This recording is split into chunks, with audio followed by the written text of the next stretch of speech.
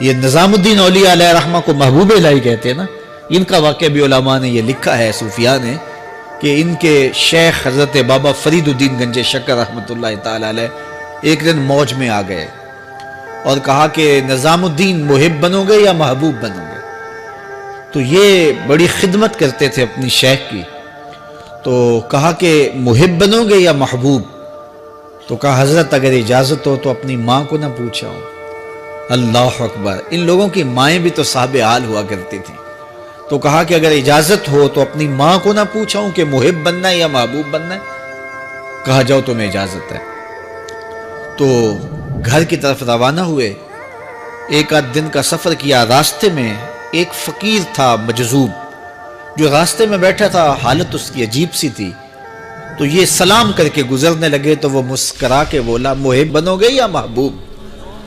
تو حیرت زدہ ہو گئے کہ اسے کیسے پتا چل گیا، یہ تو میرے شیخ کا اور میرا راز ہے۔ تو رک گئے، کہا کہ حضرت اگر آپ بتا دیں تو بہت اچھا ہو۔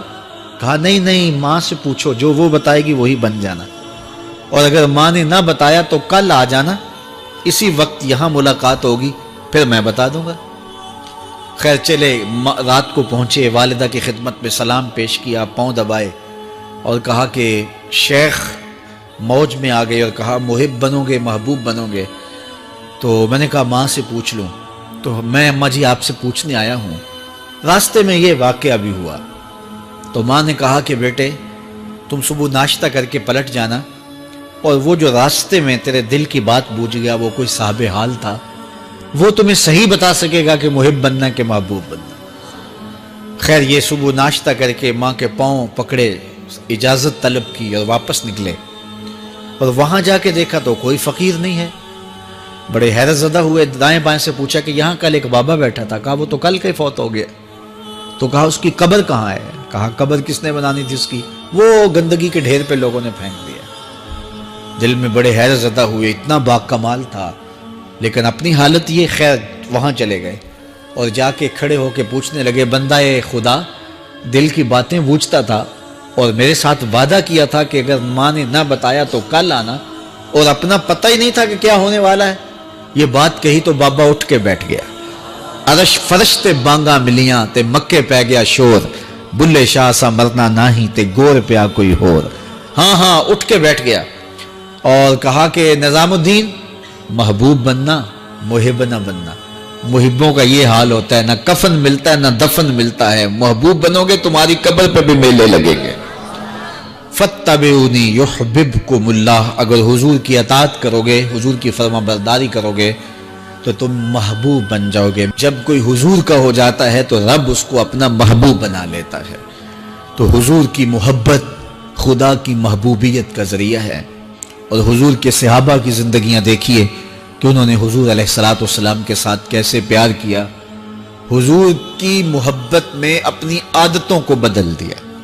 حالانکہ عادتیں نہیں بدلی جاتی، طباع کا اختلاف یہ فطری بات ہے، ایک کو ایک چیز پسند ہوتی ہے، دوسرے کو وہ چیز پسند نہیں ہوتی ہے۔ بعض اوقات ماں کو مسئلہ ہوتا ہے کہ یہ چیز اگر میں تیار کرتی ہوں تو میرا دوسرا بیٹا نہیں کھاتا، تو اس کے لیے بعض سے الگ سے کوئی چیز تیار کرنی پڑتی ہے کہ اس کی ڈیمانڈ یہ ہے اور میرے اس بیٹے کی ڈیمانڈ یہ ہے۔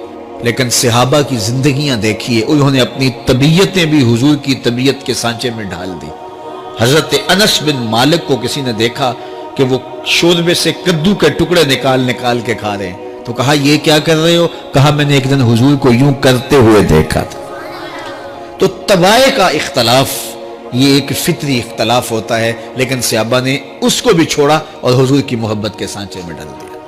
پھر اس چیز کا انتظار نہیں کیا کہ حضور کا فرمان کیا ہے، حضور کی چاہت پہ اپنے مزاج کو بدلا۔ اللہ اکبر۔ حضور علیہ السلام مدینہ المنورہ کی گلی سے گزر رہے تھے، ایک گنبد نما مکان بن رہا تھا، اور ایسے مکان حضور کو پسند نہیں تھے۔ تو آقا کریم علیہ السلام نے پوچھا یہ مکان کس کا ہے؟ کہا فلاں انصاری کا ہے۔ حضور گزر گئے، چہرے پہ تھوڑے سے ناگواری، آثار حویدہ ہوئے۔ کسی نے اس صحابی کو بتا دیا کہ حضور گزرے تھے، تیرے مکان کو دیکھا، شاید پسند نہیں آیا۔ 2-4 دن کے بعد حضور دوبارہ گزرے، دیکھا کہ وہاں ملبے کا ڈھیر پڑا ہوا تھا۔